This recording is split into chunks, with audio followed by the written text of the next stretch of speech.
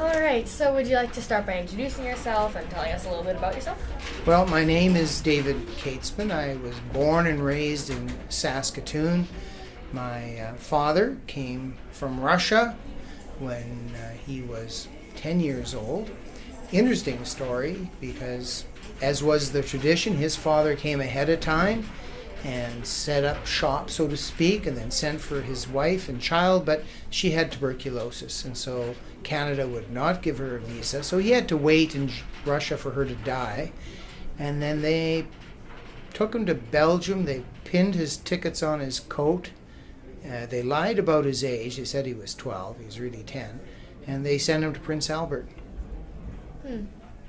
And when I think of some parents who won't let their 12-year-olds take a bus downtown, and he went from Belgium to Prince Albert on his own. So that certainly informed my thinking. On my mother's side, Irish, from Wadena and Elfross, and my dad met her and it was true love, and she was willing to convert to Judaism, and then they eventually moved to Saskatoon so they could have a Jewish culture in which to exist. Very nice. Okay, so what inspired you to begin speaking on the subject of understanding Judaism? I've always been a teacher. Even in high school, I was the guy organizing events or writing about this. And the Holocaust touched my family, and it touched many people that I knew personally. And because I was a teacher, I started to be invited to speak on the topic. Okay. So how often did your father speak on his experiences? He never spoke about the war or his family's experiences in the old country until he was in his mid-60s. It was just too painful. And my Hebrew school teacher had a serial number on his arm, and he never spoke about being in the Holocaust. I only started to learn about the Holocaust in my early 20s because it was just too raw of a wound until probably the early 70s. Wow. So were you raised as a conservative Jew or did you convert? No, I was raised as a conservative Jew in our home. We didn't mix meat and milk at the same meal. We didn't have pork. We didn't have shrimp. But we were not as observant as some families, and we were more observant than others. Maybe that's where the term Jewish comes from. There seems to be so many different degrees of observance. Right. Okay, so how important is the Sabbath to you personally? I hesitate just a little bit because, like, last Saturday I went to play golf instead of to the synagogue.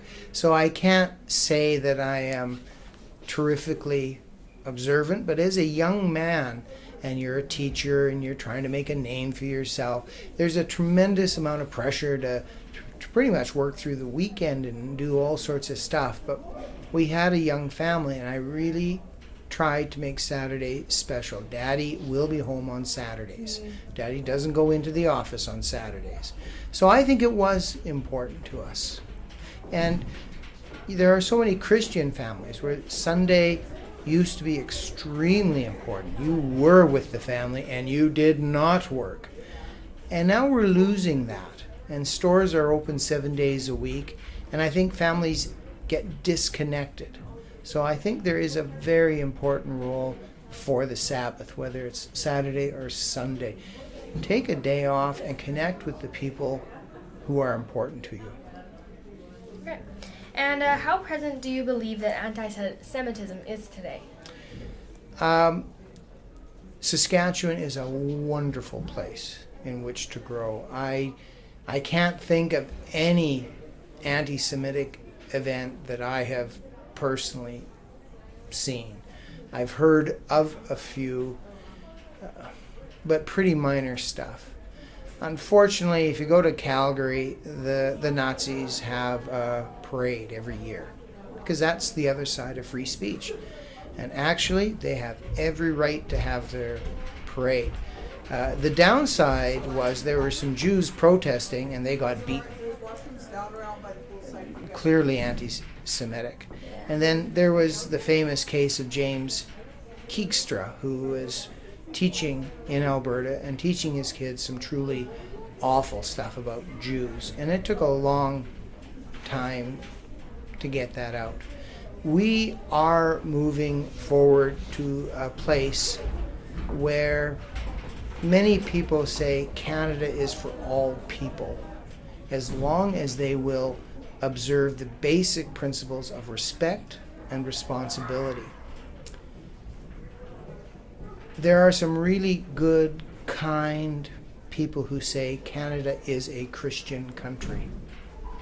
And we need to talk about that, because my dad was not shot in the leg and left for dead protecting a Christian country.